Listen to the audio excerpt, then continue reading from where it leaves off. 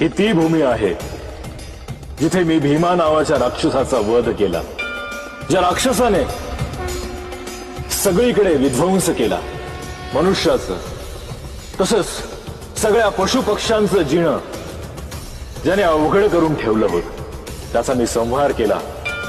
म्हणून ज्योतिर्लिंगाच्या रूपात मी इथे निवास केला. भीमा राक्षसाची मृत्यूपूर्वी इच्छा होती की मी त्याच्या नावासमोर माझं नाव लावावं, म्हणून मी भीमा शंकर हे नाव धारण केले. सोमवारी प्रदोष समयी शिवरात्री किंवा महाशिवरात्रीला जो श्रद्धेने दर्शन घे त्याचे सगळ्या अशुभ शक्तींपासून, संकटांपासून मी रक्षण करेन. गाथा नवनाथांची सोमवार ते शनिवार संध्याकाळी 6:30 वाजता सोनी मराठीवर.